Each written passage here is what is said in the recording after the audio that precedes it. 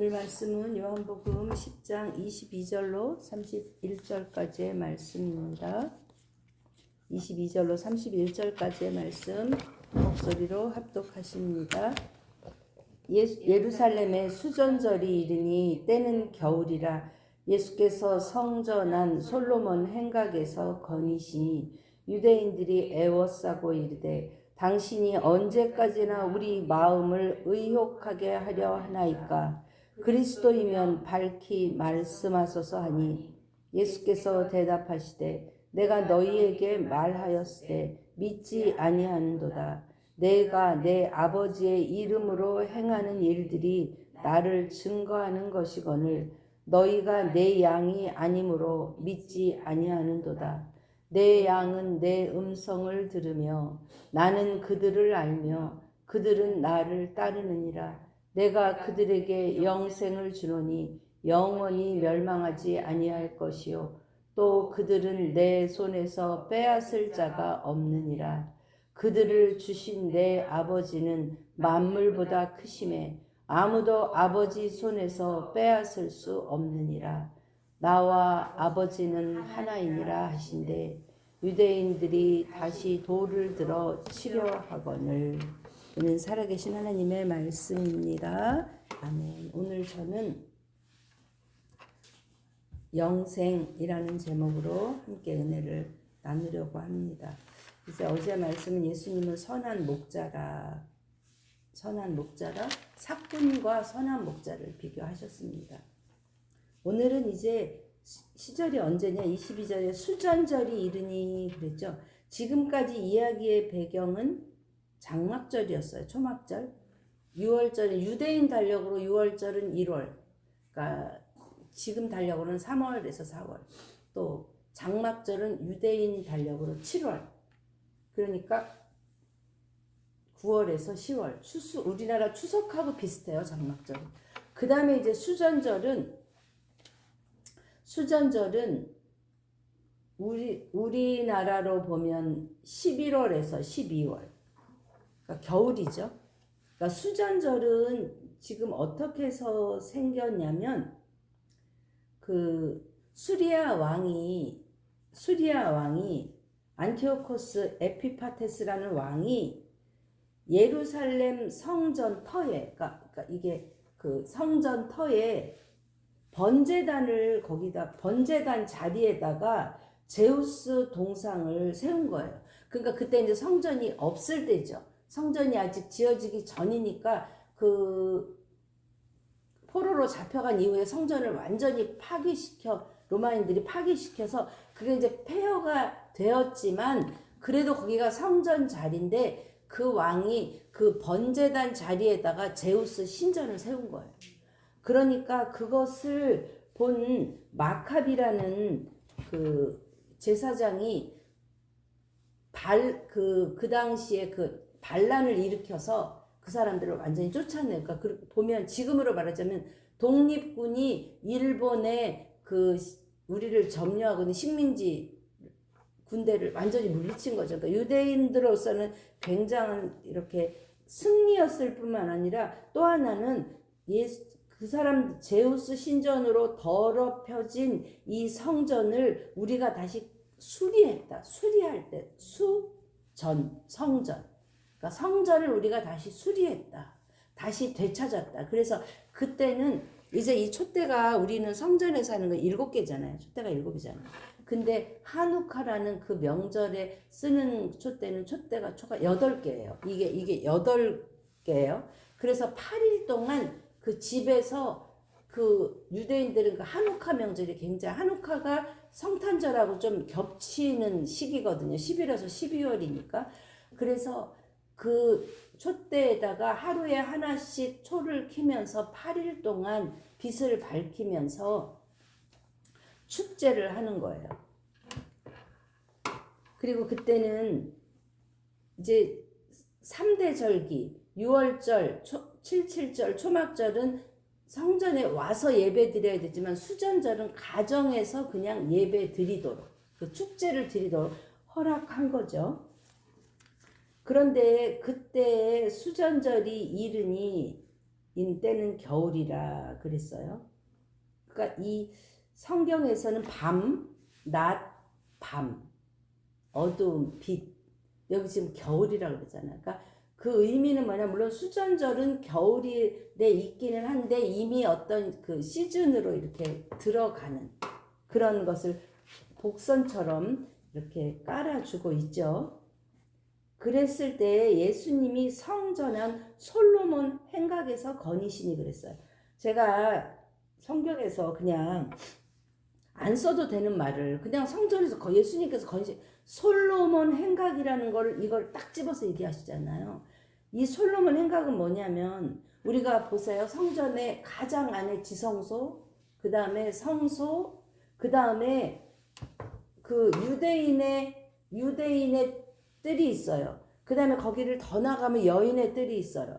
그 다음에 더 나가면 이방인의 뜰이 있어요. 이방인 뜰 주변에 행각이라고 하는 거는 무슨 이렇게 주랑만, 기둥만 이렇게 세워놓고 기둥만 세워놓은 복도 같은 곳이에요. 그러니까 왜 이렇게 예수님이 일부러 솔로몬 행각에서 거니신다는 것을 왜 이렇게 지명을 썼느냐. 이미 예수님이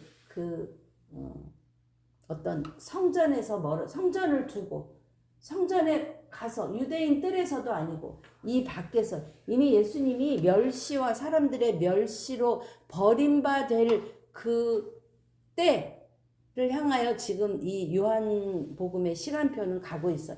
요한복음을 딱 반으로 만약에 딱 나누면 1장부터 12장까지는 표적의 책, 13장부터 마지막까지는 이제 영광의 책 이렇게 딱 나눠요. 그러니까 이제 표적을 예수님이 딱 행하시고 그 이후부터 이제 죽음을 향해서 가시는 거죠.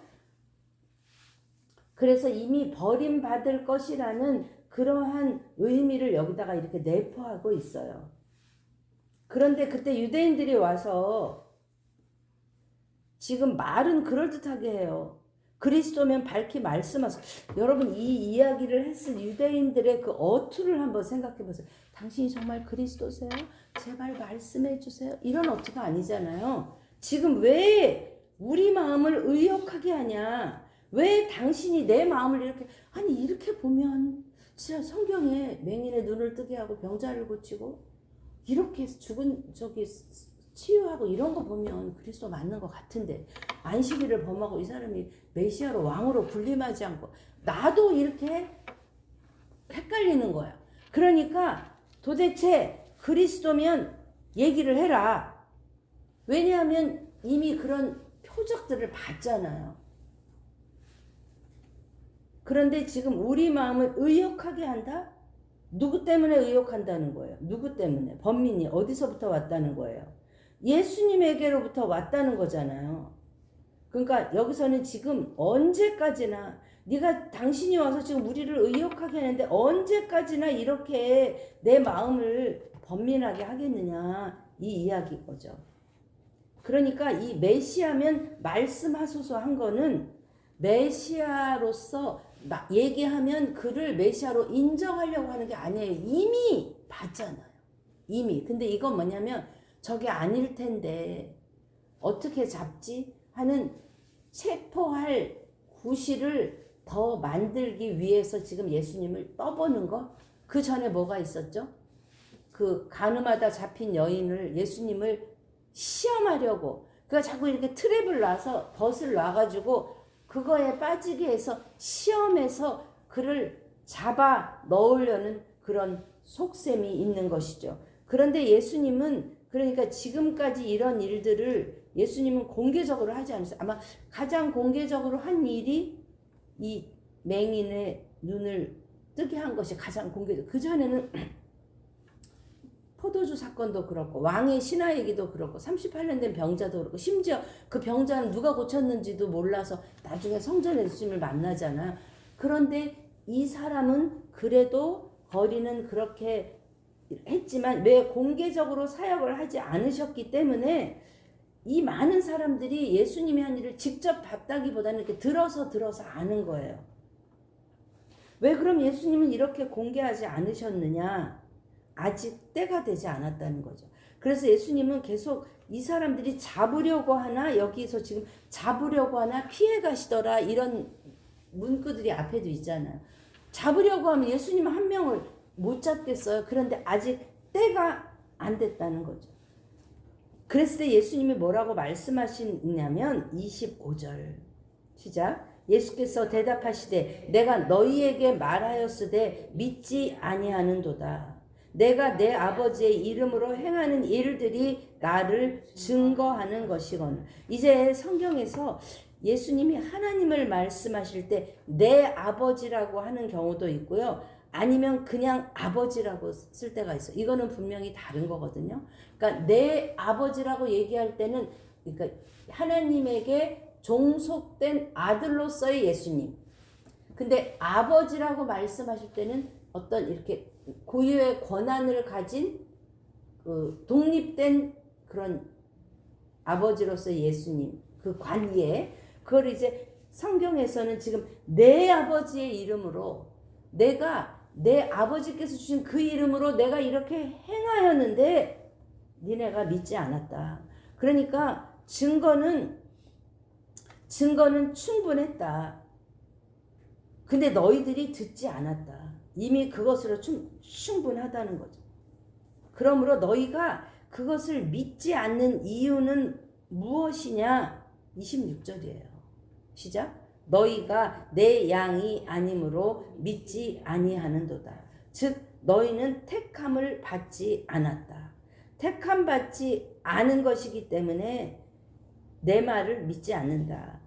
그것을 우리에게 대입시켜 보면 뭐냐면 내가 예수님 믿고 알게 된 것이 물론 내가 누구 전도도 받고 뭐 이렇게 통해서 내가 주님 앞에 간 것 같지만 사실 뭐라 그랬죠? 그것도 하나님의 은혜라.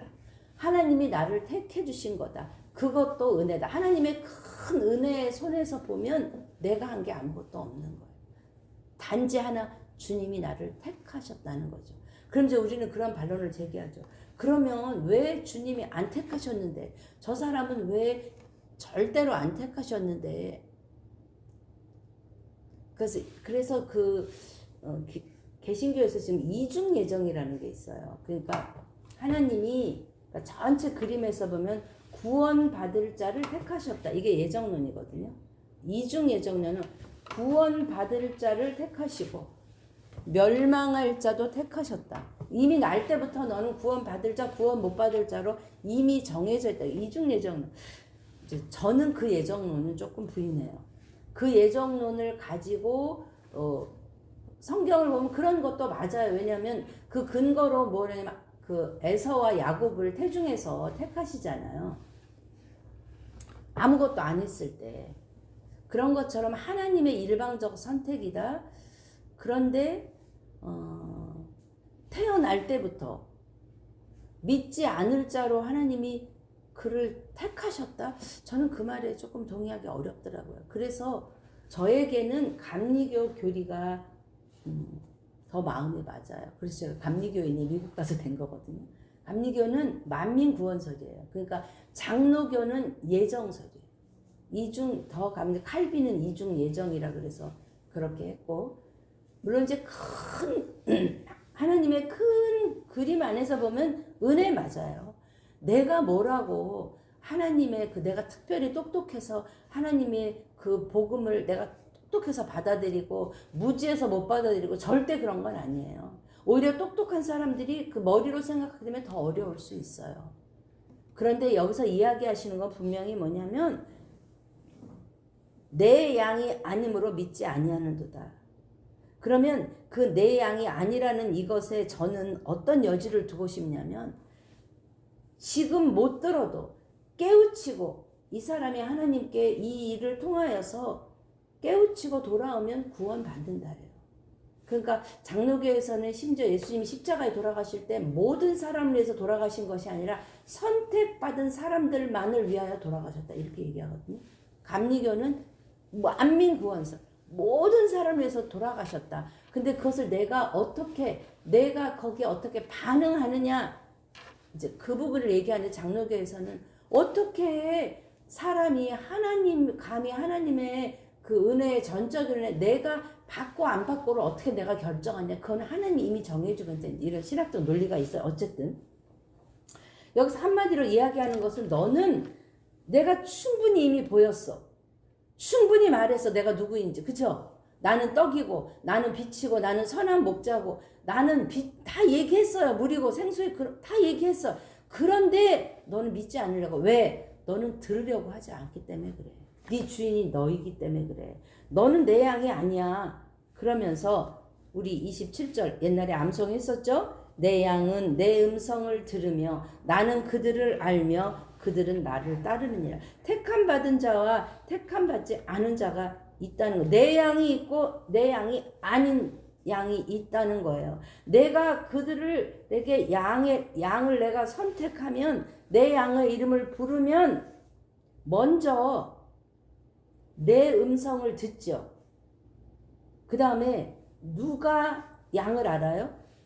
우리가 주님을 먼저 아는 게 아니고요. 27절에 누가 우리를 먼저 알죠? 예수님이 먼저 우리를 알아요. 그리고 나를 알고 뭐를 불러줘요? 내 이름을 부르세요. 내 이름을 부르시고 나를 알고, 그럴 때 그들이 한 일이 있다면 뭐예요? 따르는 거예요. 왜? 어제 말씀처럼 예수님이 하나님의 말씀에 생명 다해 죽기까지 순종하고 따른 순종의 본을 보인 것처럼, 우리가 할 수 있는 일이 있다면 주님의 부르심과 하나님의 말씀에 죽기까지 순종하면서 따라가는 그것이 양의 일이에요. 그때 사람을 보거나 다른 양을 보거나 형편을 보면 따라갈 수 없는 거예요. 몰라서가 아니에요. 모르고 싶은 거예요. 인정하고 싶지 않은 거예요. 그랬을 때 주님이 너무 오늘 진짜 28절 29절은 그 영생이 무엇인지 확실하게 말씀하십니다. 28절 시작. 내가 그들에게 영생을 주노니 그랬어요. 그죠? 영생을 주노니. 그건 일방적이에요. I give them eternal life 그랬어요. 선물이에요. 내가 그것을 선물로 주는데, 그 영생을, 이 선물을 받기 위해서는 이 성경에서 어떠한 조건도 제시하지 않았어요.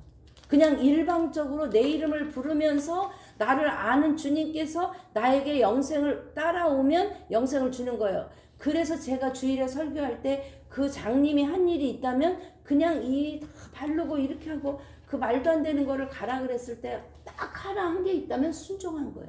그래서 우리 믿음 생활에 가장 귀한 거, 가장 근본이고 가장 따라할 게 뭐죠? 순종이에요.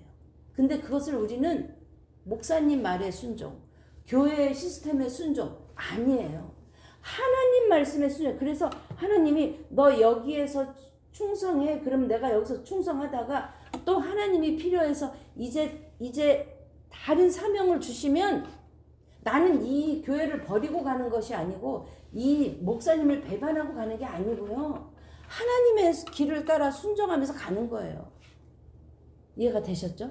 그래서 세례 요한이 예수님보다 먼저 와서 문지기처럼 거기 서서, 세례 요한은 먼저 와서 문지기처럼 서서 예수님이 오시면 그 양들을 이렇게 불러내는 그 역할을 하다가 이제 당신의 양을 예수님이 데리고 가셔서 저쪽에다 양의 오리를 다시 세우셨기 때문에 세례 요한의 역할은 끝난 거예요. 그래서 세례 요한은 감옥에서 그렇게 가잖아요. 그 사람들이 죽인 게 아니라 그 역할이 끝난 거예요. 사랑하는 여러분, 영생은 예수님이 주신 것이에요. 선물이에요. 조건도 없고 어떤 자격도 없어요. 그런데 그 영생은 어떻게 한다고요? 28절에 영원히 멸망하지 아니할 것이요. 또 그들을 내 손에서 빼앗을 자가 없느니라 그랬어요. 우리가 주님을 따라가는 길에 죄에 빠져서 또 이렇게 가다가 어떤 때는 빨리 가다가 어떤 때는 또 게으름도 피다가 어떤 때는 또 이렇게 주저앉기도 하고 어떤 때는 또 뭐 이런 과정이 있어요. 그렇죠? 그러나 주님이 뭐라고 말씀하시냐면 영원히 그 길에서 멸망하지는 않겠다 그래요. 사단이 두루다니며 삼킬 자를 찾아서 네가 죄에 빠질 수는 있겠으나 딴 길로 갈 수는 있겠으나 너는 절대 멸망하지 않아. 왜? 그들을 내 손에서 빼앗을 자가 없다. 내가 너를 붙잡고 있기 때문에 그래. 잃어버린 양 한 마리, 나는 너를 잘 알고 네가 거기를 가서 멀리 간 것 같지만 나는 너를 절대 포기하지 않아. 이것이 바로 영생이에요.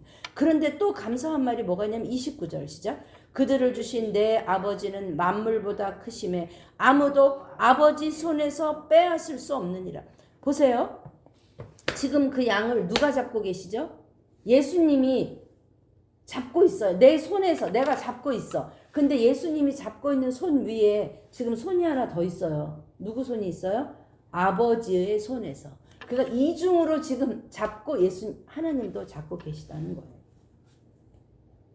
그러면서 나와 아버지는 하나다 말씀하시죠. 저는 오늘 말씀의 제목을 영생이라 했습니다. 영생은 절대 오늘 말씀에 이 영생에 대해서 로마서에서도 물론 정의를 하지만 오늘 이 말씀은 우리에게 소망을 주고 확신을 주는 말은 없는 거예요. 영생은 뭐죠? 선물이다. 나는 그들을 안다. 그리고 그들을 내가 택했다. 그리고 불렀다. 그리고 내 안에 있는 이것을 빼앗을 자가 있다 없다? 없다는 거예요.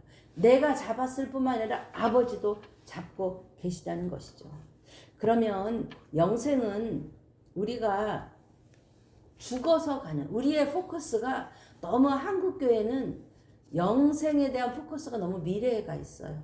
그러니까 지금은 아무리 고생하고 내가 이렇게 힘들고 이거 꾹꾹꾹 참고 살다가 죽으면 나는 영원히 살게 돼. 그러니까 이게 영생이 현재의 삶과 죽어서의 이 천국과 연결이 안 되는 거예요. 아니고요.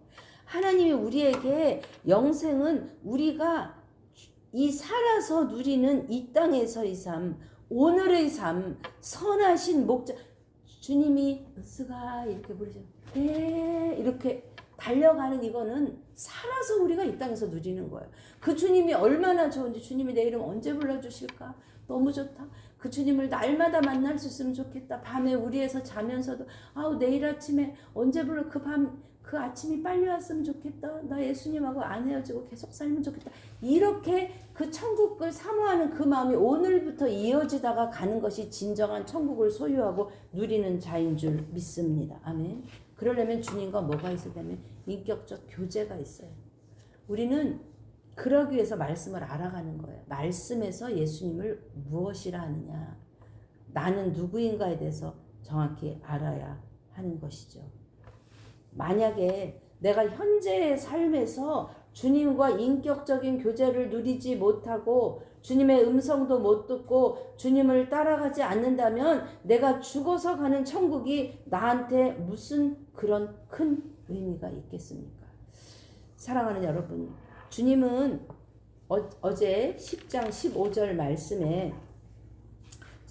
말씀에 나는 양을 위하여 목숨을 버리노라 그랬어요. 왜 버리죠?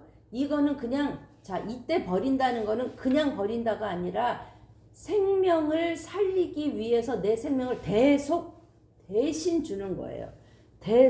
왜냐하면 내 생명을 그들에게 주기 위해서. 그래서 예수님이 그것을 보증하시기 위해서 십자가에 죽으셨잖아요. 이미 나를 살리기 위해서 이미 죽으셨잖아요. 죄값을 치르셨잖아요.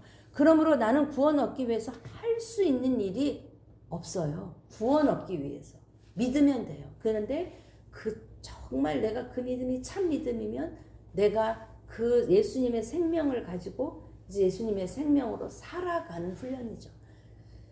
그래서 내가 도저히 이해할 수 없고 사랑할 수 없는 그 사람을 나로서는 못하지만 주님의 사랑, 주님의 마음이 부어졌을 때 그래서 순교도 하고 손양원 목사님처럼 자기 아들 죽인 그 원수를 아들 삼아서 기르기도, 그거는 사람으로서는 못하는 일인 것 같아요. 그런데 나로서는 못해. 그런데 내 안에 성령이 임하시고 하나님의 말씀이 임하셔서 주님의 생명이 나한테 임하시면 할 수 있는 거예요. 근데 그때 하는 건 내가 아니라 뭐죠? 주님이 하시는 거죠. 그러므로 나는 그 일을 하고도 내가 놀라는 거예요. 그래서 내가 그렇게 고백할 수밖에 없는 거예요. 주님, 그건 제가 한 게 아니에요. 주님이 하셨어요. 아멘이시죠? 사랑하는 여러분, 오늘 말씀은 영생 가로 열고 절대 빼앗기지 않는, 절대 이중 삼중으로 주님이 붙드시고 아버지의 손이 붙들고 계신 줄 믿습니다. 양은 미련하잖아요. 그죠? 그런데 하나님의 손이 붙들고 계실 때 그 손을 따라가면 한 가지, 목자의 음성을 듣는 귀, 나에게도 그 귀를 주님 허락하여 주세요. 그러려면 먼저 뭐를 고백해야 되냐면, 주님 저는 잘 못 봐요. 주님 저는 잘 몰라요. 주님 미련해요. 내 생각이 다 옳은 것 같아요. 그래서 양이 얼마나 눈이 나쁜지 이렇게 앞에서 바로 가다가 얘만 보고 간다는 거예요. 근데 얘가 없어지면 길을 몰라서 헤맨다는. 우리는 다 양 같아서 그릇 행하여 각기 제 길로 갔거늘 여호와께서 우리를 위하여 생명을 주심으로 우리가 산 거예요. 그 하나만 생각해도 우리는 이 땅을 기쁨으로 살 이유가 충분합니다. 하나님의 손이 우리를 붙들고 계십니다. 우리는 그리스도의 양입니다. 그리고 우리는 27절 그리스도를 따릅니다. 어디까지 따라가느냐? 천국까지 따라가는 거죠. 그리고 28절에 우리에게 영생을 주십니다. 그 영생은 우리에게 주어진 것입니다. 그리고 영원히 멸망하지 않으면서 아무도 예수님의 손에서 29절에 빼앗을 자 없고, 또 29절에 또 하나님 아버지의 손에서 빼앗을 자가 없다고 했습니다.